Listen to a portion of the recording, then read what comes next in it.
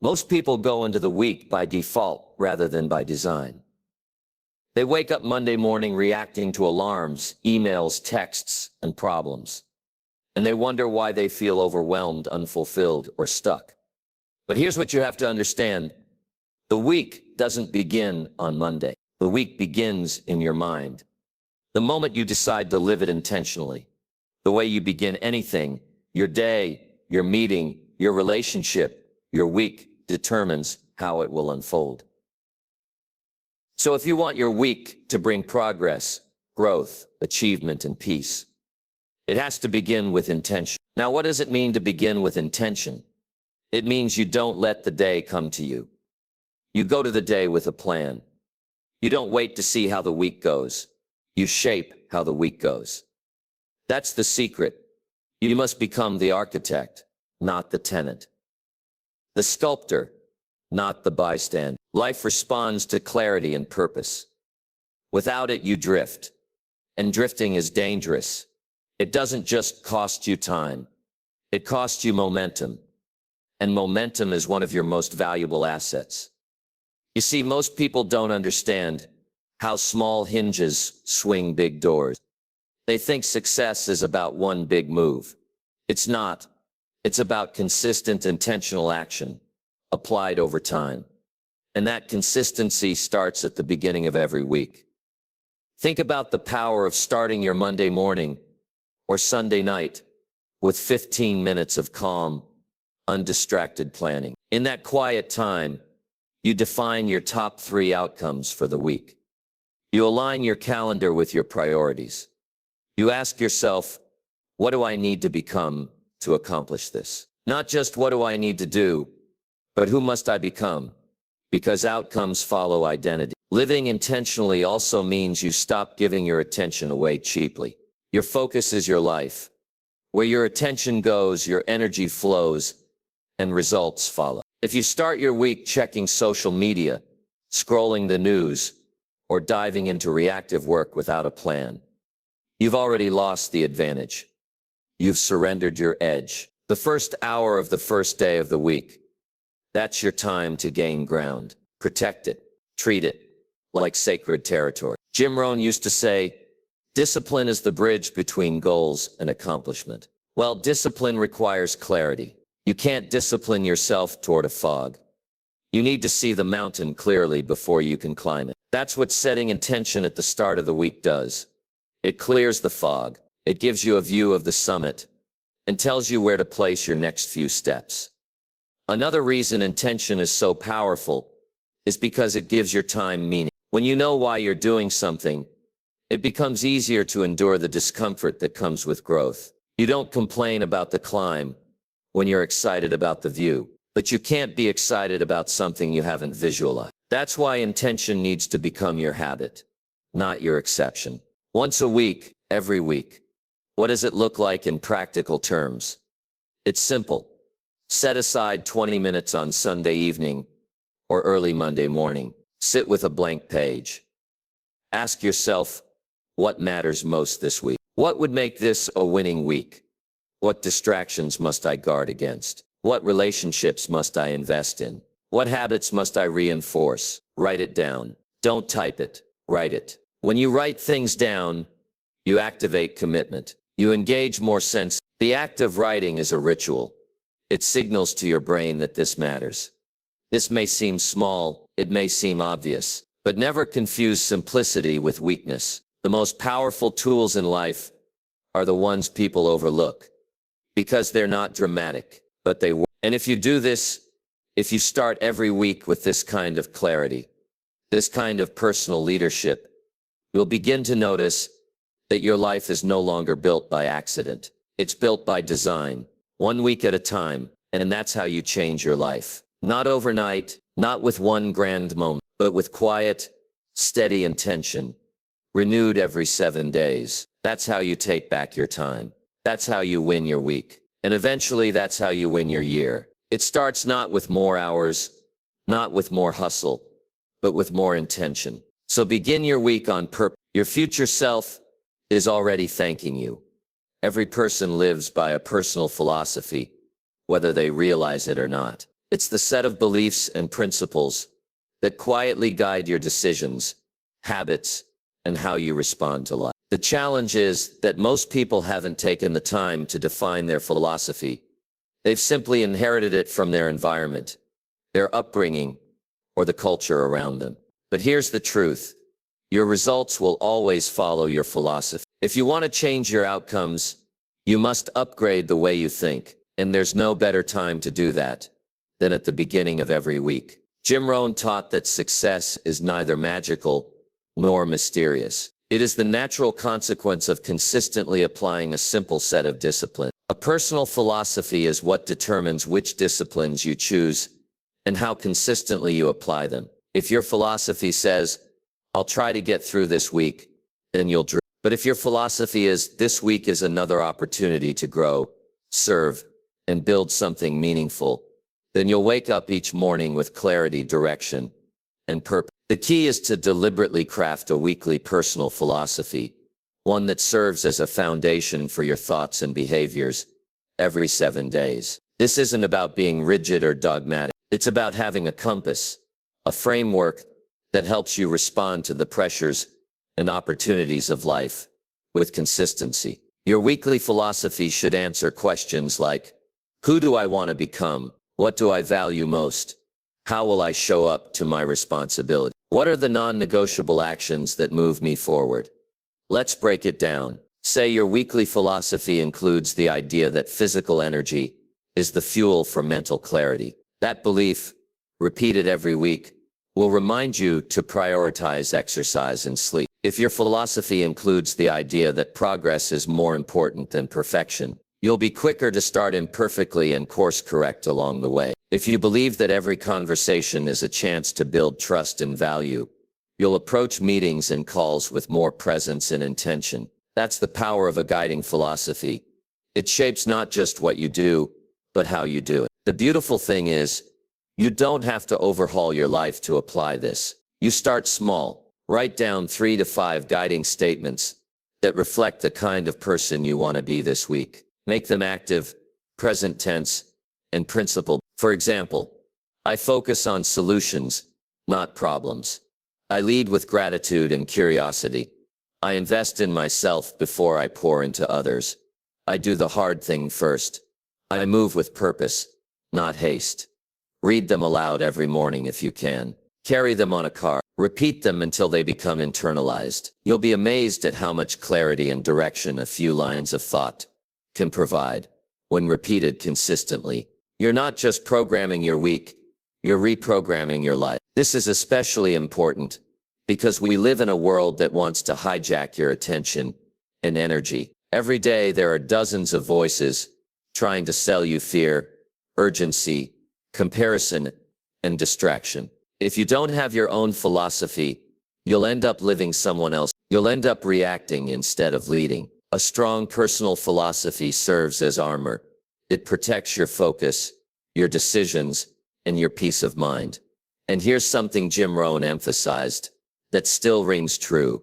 Your philosophy will either serve you or enslave you. There's no neutral. If your thinking leans toward excuses, blame, shortcuts, or comfort, then those thoughts will quietly sabotage your growth. But if your philosophy is built on responsibility, growth, service, and discipline, then those thoughts will become the scaffolding that supports a strong and meaningful life. So ask yourself each week, not just what do I want to achieve, but what kind of person do I want to be while achieving it? That's where real transformation starts. That's when the grind becomes meaningful and the work becomes fulfilling. Because you're not just checking boxes or surviving another week. You're building a character, shaping a destiny, one decision at a time. Every week is a chance to align your life with your values, a chance to upgrade your thoughts, a chance to refine your philosophy. If you take this seriously, you'll soon notice that you're no longer swayed by circumstances. You're anchored by your beliefs. And from that place of strength, you begin to lead your life instead of following it. This week and every week, decide who you are, what you believe, and how you will act. Let that philosophy become your compass. Because in the end, success is not something you chase. It's something you attract by the person you become. And the person you become is shaped by the philosophy you live, 1 week at a time. There's something powerful about a fresh start. That's what the beginning of the week represents. A blank page, a reset, a new opportunity to redirect your energy, refine your focus, and recommit to your goals. But most people miss this chance. They carry last week's disappointments, failures, and frustrations into the new week, like heavy luggage. They don't reset their mindset. They recycle it. And if you recycle a defeated mindset, don't be surprised when you repeat the same results. The beginning of the week is not just about what you plan to do. It's about how you choose to think. That's why you need what I call a mindset reset. Now, a reset doesn't mean you pretend last week didn't happen. No, it means you reflect on it with intention, extract the lessons, and let go of the baggage. It means you stop dragging your past mistakes into your future decisions. The human mind, when not renewed, will always default to the path of least resistance. And that path leads nowhere new. But when you reset your mindset, you become intentional about your thoughts. And that's the beginning of transformation. Jim Rohn used to say, you cannot change your destination overnight, but you can change your direction. The direction changes the moment you pause and reset your thinking. Think of the week like a new chapter in the book of your life. Just because the last chapter had some difficult pages doesn't mean the story can't take a powerful turn. But that turn won't happen by accident. It must be chosen. And that choice begins with how you start your week mentally. A practical way to reset your mindset is to set aside quiet time, either Sunday evening or first thing Monday morning. Give yourself space to ask powerful questions.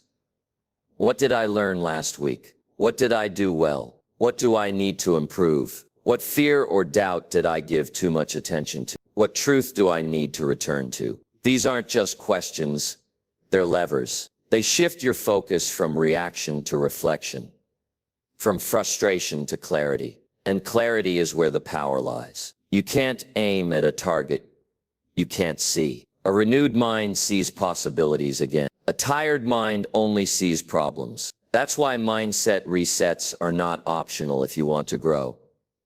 They are essential. You wouldn't run your computer all week without ever restarting it. It would slow down, freeze, or yet so many people run their minds nonstop, absorbing noise, stress, and negativity without ever clearing it out.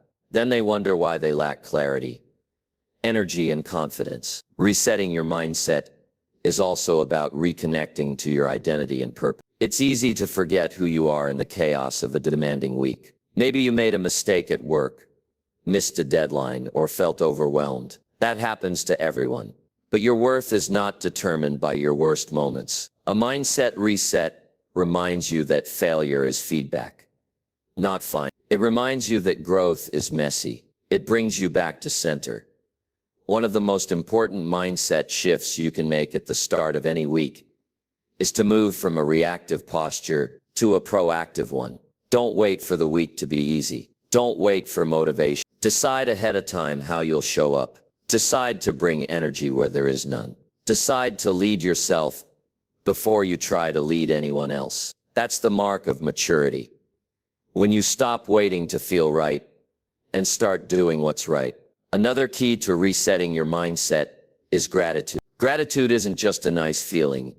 It's a strategic tool. It recalibrates your attention. It lifts your focus from what's missing to what's working. When you begin your week listing what you're thankful for, your opportunities, your health, your ability to grow, your relationships, you generate a mindset of abundance. And that mindset becomes the soil where progress grows. Some people treat Monday like a punishment. Others treat it like a platform. The difference is mindset. You get to choose your perspective every single week. And the best time to make that choice is before the demands of the week hit you. Do it early. Do it consistent. Because once your mindset is strong, everything else flows from it.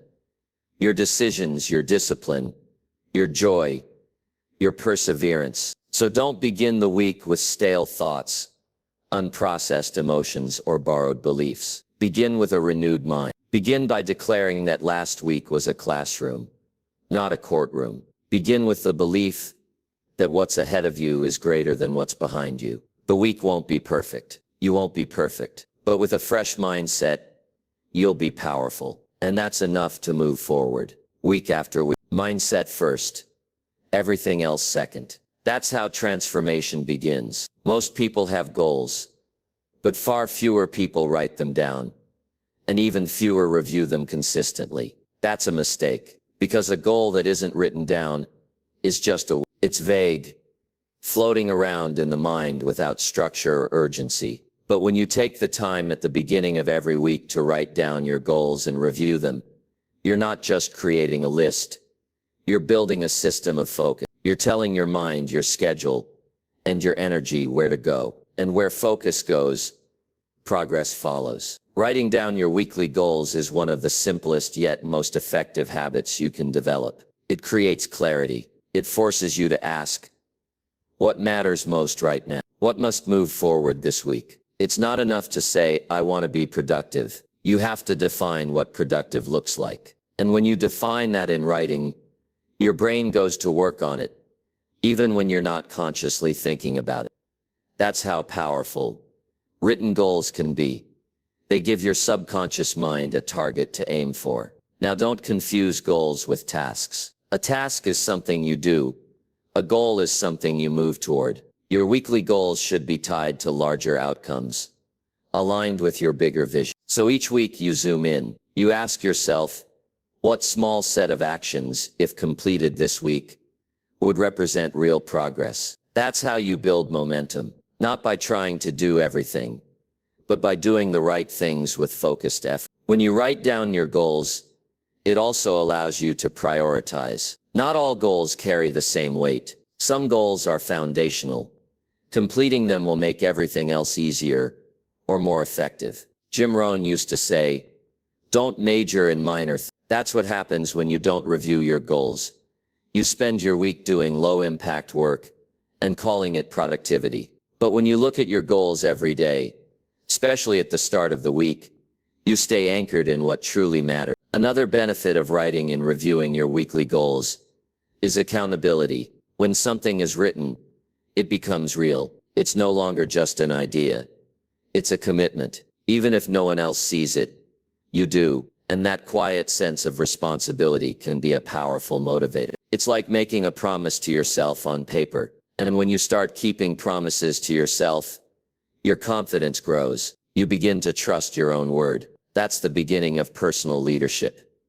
You don't need a complicated system to do this. All you need is a journal or a notebook and a few minutes of uninterrupted thought. Sit down every Sunday night or Monday morning and list out 3 to 5 goals for the week. They should be specific, measurable, and doable within the time frame. They might look like finalize the client presentation by Thursday. Go to the gym 3 times this week.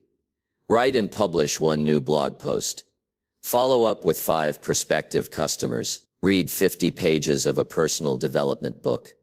The key is to be clear. Vague goals produce vague action. When you say get healthier, your mind doesn't know where to begin. But when you say cook 3 healthy dinners at home, your brain immediately understands what to do. The more specific you are, the easier it is to act. Once you've written your goals, don't just file them away. Review them every day. In the morning, glance at your list to remind yourself what the targets are. At night, reflect on what you accomplished and where you fell short. This reflection is not about guilt.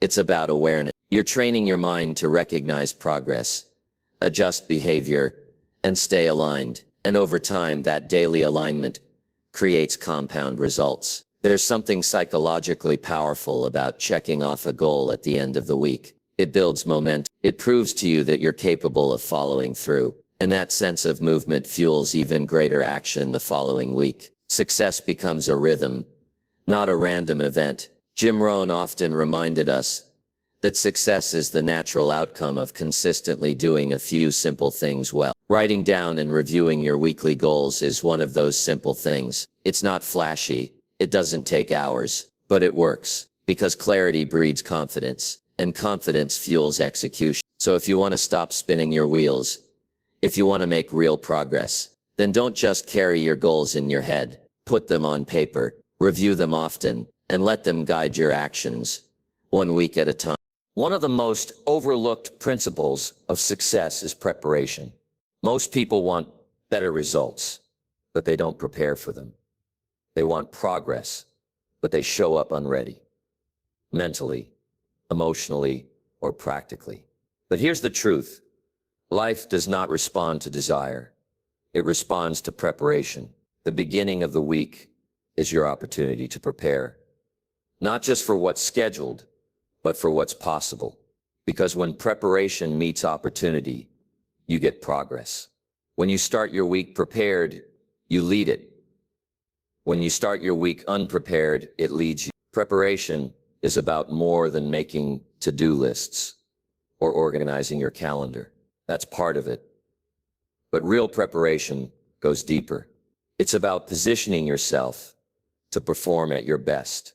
It's about creating space in your schedule, clarity in your mind, and energy in your body. Because when you're prepared, you don't waste time second-guessing or reacting. You move with confidence. You make decisions faster. You recover from setbacks quicker. You don't just survive the week, you shape it. Jim Rohn said, "Don't start the day until you've finished it in your mind." That principle applies to your week as well. Don't start the week until you've finished it in your mind. That means taking the time to visualize what a successful week looks like. It means going into meetings with clear objectives, entering work sessions with defined outcomes, and handling responsibilities with the right mindset. You don't wing excellence, you prepare for it. Start with your calendar. Look at your commitments for the week, your meetings, deadlines, family responsibilities, and key tasks. Ask yourself, am I ready for each of these? Do I need to gather any materials, complete any prep work, or have any conversations before I can perform at my best? A few minutes of planning can save you hours of scrambling later. When you prepare in advance, you reduce stress, increase focus, and improve execution. Preparation is a multiplier. It makes everything you do more effective. But preparation is not just external, it's internal too. It means preparing your mindset, your energy, and your environment. Are you mentally ready to face challenges? Are you emotionally grounded so that you don't get thrown off by minor setbacks? Is your physical space organized so you can work with clarity and focus? These questions matter. Success is rarely about just one big thing. It's about small edges that add up, and preparation gives you the edge. One of the most powerful forms of preparation is rehearsing difficult conversations or scenarios in your mind. If you have a challenging meeting coming up, don't wait to see how it goes. Rehearse it. Think through what you want to say, how you want to say it, and how you want to respond if things don't go as planned. This kind of mental preparation makes you more confident, calm, and persuasive. It reduces emotional reactivity and increases strategic thinking. You walk in ready, not reactive. Another powerful preparation habit is building buffers into your week. Most people pack their schedules so tightly that even one unexpected event throws everything into chaos. Preparation means allowing margin space to think, adjust, and respond. It means being realistic, not just optimistic, about how long things take. It means expecting the unexpected and leaving room for it. When your week has no room to breathe, neither do you. But when you prepare for flexibility, you stay in control even when things go sideways. Preparation also means fueling your body and sharpening your mind. Are you sleeping well, eating well, moving your body? Because if your body is depleted, your performance will be too. Are you reading, listening, learning, so you can bring fresh ideas and perspective to your work? Preparation is not passive, it's proactive. It's how you fill your tank before the road gets rough. So don't treat preparation like an afterthought. Treat it like a strategy. Because when you're prepared, you act from a place of power, not pressure. You don't fear the demands of the week. You face them with readiness. And readiness breeds confidence. Confidence drives momentum. Momentum leads to achievement. Jim Rohn believed that success is something you attract by the person you become. Preparation is how you become that person. Week after week. It's the difference between hoping the week goes well and knowing you're ready for whatever it brings. So take the time. Do the work. Lay the foundation. When you begin your week prepared, you don't just chase results. You create them. That's how professionals approach life. And that's how you win the week before it even begins.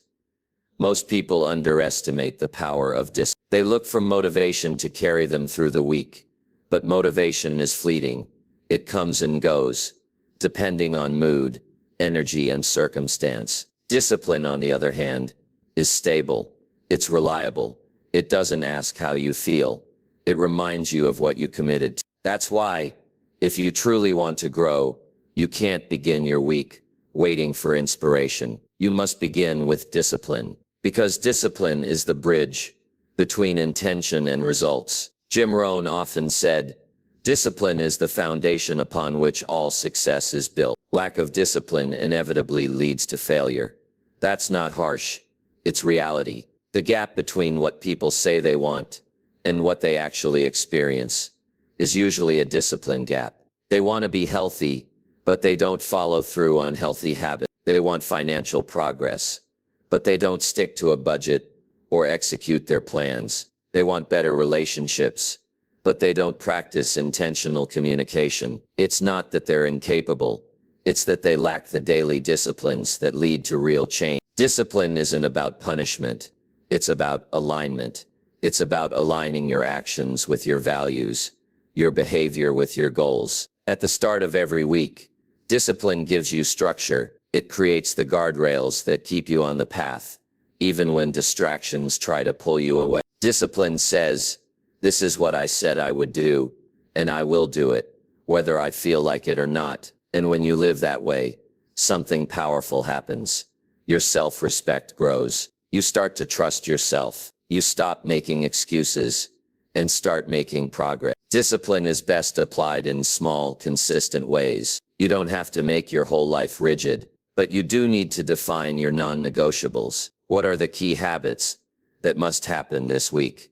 No matter what. Maybe it's waking up at a set time, completing your top 3 priorities each day, or shutting down work at a consistent hour to be present with your family. These disciplines aren't about restriction. They're about freedom. When you're disciplined, you free yourself from the chaos of poor decisions and wasted time. One of the biggest lies people believe is that discipline is exhausting. But what's truly exhausting is living without discipline, scrambling at the last minute, apologizing for missed deadlines, living in constant reaction. That drains you far more than the effort it takes to wake up early, plan your day, or stick to your commitments. Discipline doesn't deplete you. It sustains you. It gives you peace of mind, because you know you're doing what needs to be done. It also helps to remember that discipline isn't about being perfect. It's about being consistent. You're going to slip up. You'll have off days. That's normal. But disciplined people don't let one off day become a habit. They don't negotiate with themselves endlessly. They make a decision once and stick with it. That's the difference. Indecision steals energy. Discipline preserves it. The beginning of the week is the perfect time to recommit to discipline. You're not just managing time. You're managing standard. Ask yourself, what standard will I hold myself to this week? What will I no longer tolerate from myself? What actions will I take regardless of how I feel? These are the questions that put discipline in the driver's seat.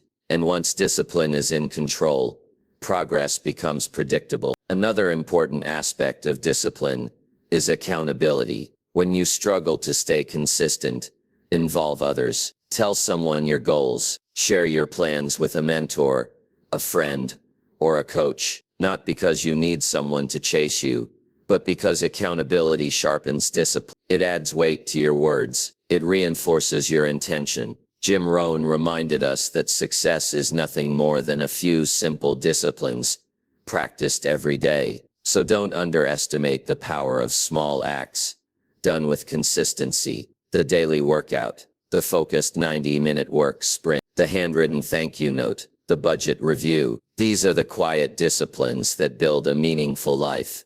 Not all at once, but over time. If you want to win the week, don't wait for the mood to strike. Don't let your feelings decide your level of effort. Let discipline decide. Start strong, stay steady, and finish proud. Because the disciplined person doesn't need motivation to act.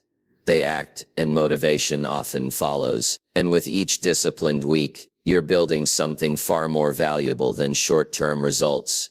You're building character. You're becoming someone who follows through, who finishes what they start. And that identity will take you further than any burst of motivation ever could. The week ahead is a new chapter, and it's yours to write. But there's one essential ingredient that will determine how successful that chapter is. Consistency. Consistency is the daily discipline of showing up, doing the work, and doing it repeatedly. It's the quiet force behind every achievement. It's not the big bursts of energy that make the difference. It's the small, steady steps that compound over time. That's why consistency is the secret to long-term success. It turns ordinary actions into extraordinary results. Many people want fast results, but what they fail to realize is that the fastest way to get to the finish line is through consistent effort. Too often we're drawn to the idea of overnight success, or trying to get ahead with shortcuts. But that's a recipe for burnout, disappointment, or worse, stagnation. The real power is in the small actions we take consistently, day after day, week after week. It's the habit of showing up, even when motivation wanes, that leads to lasting change. When you begin your week with consistency in mind, you create the foundation for success. It's easy to get excited about the start of a new week. You set big goals, you have fresh energy, and everything feels possible. But the challenge is not just in the beginning, it's in sustaining that effort throughout the week. The power of consistency comes from the commitment to continue, even when things get tough. It's easy to get distracted, to lose focus, to fall off track, but consistency is the habit of returning to what matters, day after day, no matter what distractions arise. Consistency isn't about perfection, it's about persistence. You're gonna have days when you don't feel your best, when you're tired, or when things don't go as planned. That's normal. What matters is that you don't let those moments define your week. The key is to keep going, even when it's not easy. Every time you push through a moment of discomfort or resistance, you're building your resilience. You're teaching yourself that progress is made in the small, consistent actions, not the dramatic efforts. It's in the repeated decision to take action, despite obstacles, that true success is forged. One of the most powerful ways to stay consistent is by focusing on processes, not outcomes. Many people get discouraged when they don't see immediate results, but that's because they're fixating on the end goal, rather than the process that leads to it. It's easy to feel like nothing is changing when you don't see instant progress, but the truth is, consistent effort compounds. If you keep showing up every day, even in small ways, the results will follow. This mindset shift is crucial. It takes the pressure off and shifts the focus from instant gratification to long-term growth. Another benefit of consistency is the trust it builds in yourself. The more consistently you follow through, the more you prove to yourself that you can be relied upon. You begin to expect yourself to succeed because you've established a track record of doing the work. When you make a commitment to yourself and stick to it, you strengthen your sense of integrity, and that trust builds momentum. The more you show up, the easier it becomes to continue showing up. Consistency is like a muscle. You build it through regular, sustained effort. At the start of every week, Set the intention to be consistent. It's important to break your goals down into manageable tasks that you can execute daily. Instead of overwhelming yourself with lofty, distant goals, focus on what you can control in the moment. Ask yourself, what's the smallest step I can take today to move forward? What's one action I can take that, if repeated consistently, will lead to progress by the end of the week? Then commit to doing that action, no matter what. It could be something as simple as writing 500 words a day, making 5 sales calls, or spending 10 minutes learning something new. Small actions, compounded over time, yield extraordinary results. Don't underestimate the power of consistency in your relationships too. It's easy to get caught up in the demands of work and personal goals, but showing up consistently for others, whether it's sending a check-in message, scheduling regular catch-ups, or being present when it matters, builds trust, loyalty, and connection. These small, consistent efforts in your relationships are the foundation of strong, meaningful bonds. Consistency doesn't mean rigidly sticking to a plan at the expense of flexibility. It means staying committed to your values, your purpose, and your vision, no matter the ups and downs of the week. It means holding yourself accountable for the actions you take, and it means giving yourself grace when you fall short, but never giving up. It's not about a perfect week. It's about showing up with intent and determination. Every week that you practice consistency, you're building a life that moves forward, not by leaps and bounds, but by steady, consistent steps. And that's how you create momentum. That's how you build success. And that's how you win the week.